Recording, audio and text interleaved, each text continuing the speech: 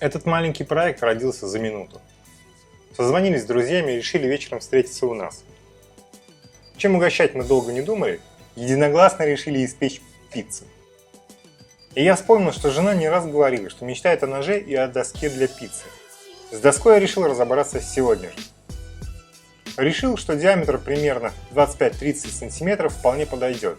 Щита такой ширины у меня нет, и я решаю по-быстрому склеить щит.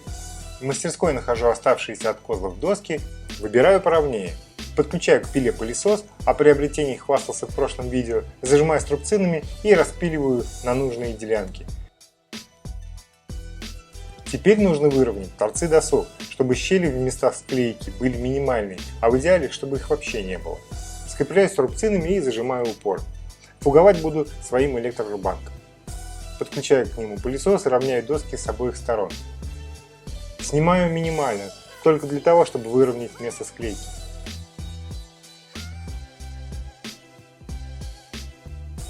Перебираю доски разными сторонами, чтобы подобрать их так, чтобы было меньше щелей. И решаю, что 3 досок мне вполне хватит.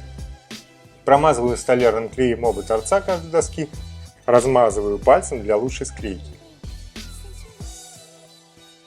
Теперь осталось зажать будущий щит струбцинами. У меня они не очень профессиональные, но для такой задачи вполне подходят. Чтобы щит не повело, зажимаю его еще 2 досками.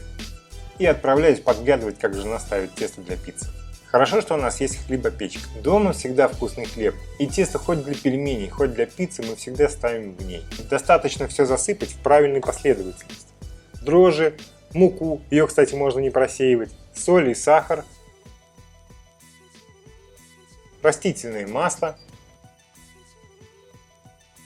Воду заливаем в самом конце.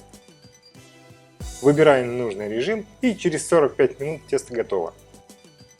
Как раз этого времени будет достаточно, чтобы клей схватился и можно снимать струбцины.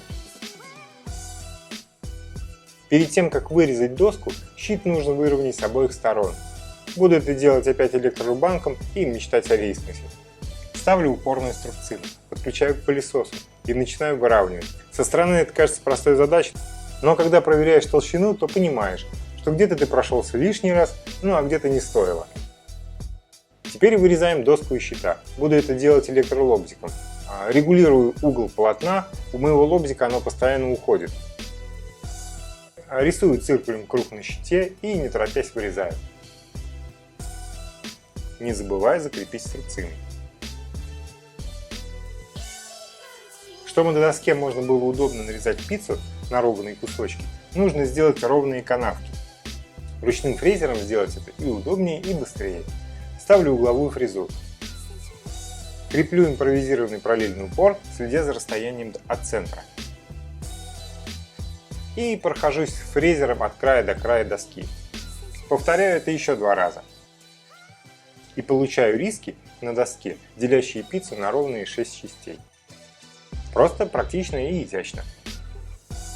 Теперь, чтобы доска была аккуратной, снимаю фаску кромочной фрезой с обоих сторон доски. Осталось как следует зашлифовать новенькую доску и покрыть маслом. На изготовление доски у меня ушло от силы час. Осталось дождаться пиццы. Жена тем временем вовсю готовит начинку.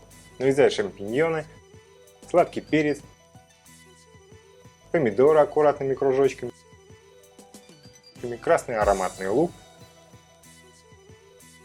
и маслины. Шампиньоны обжаривает на масле, нарезает сыр фета. Самое важное в пицце – это соус, как и везде. Для него хорошо подходят консервированные помидоры, только обязательно с них нужно снять кожицу. Я считаю, что пицца – это самое лучшее, что можно сделать из консервированных томатов. Перемалывает погружным блендером и добавляет немного томатной пасты для густоты и вкуса. Ну и как без сыра. Натирает моцареллу. Тесто шикарно поднялось. Чтобы не прилипало к столу, посыпает цельнозерновой мукой. Раскатывает и пробивает вилкой, чтобы не было слишком много пузырей. Основа для пиццы отправляется в духовку 180 градусов на 10 минут.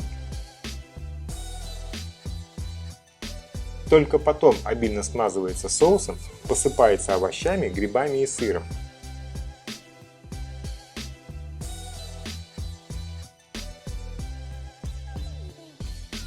Потом пиццу нужно еще раз поставить в духовку на 5 минут.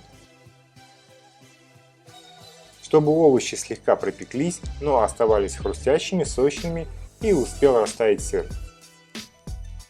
Получилась отличная пицца. И вкусная, и ароматная.